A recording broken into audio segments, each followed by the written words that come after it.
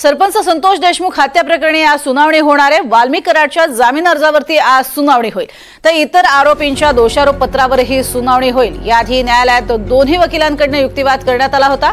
बीडच्या विशेष न्यायालयाने हा युक्तिवाद ऐकून घेतला, त्यानंतर त्यावरती राखून ठेवलेल्या अर्जावरती आता आज सुनावणी पार पडणार आहे।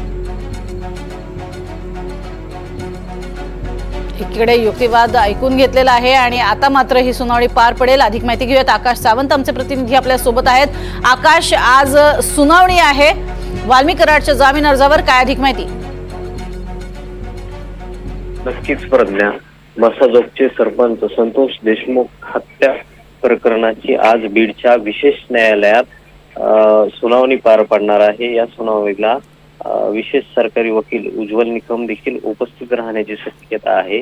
या सुनावणीमध्ये मागील सुनावणीमध्ये गेल्या दोन तास आरोपीचे वकील आणि सरकारी वकील या दोघांचाही युक्तिवाद कोर्टाने ऐकून घेतला होता। आता यावर न्यायालय आज निर्णय देण्याची शक्यता वर्तवली जात आहे। प्रज्ञा, नक्कीच, तुर्तास धन्यवाद या संपूर्ण माहितीसाठी आकाश।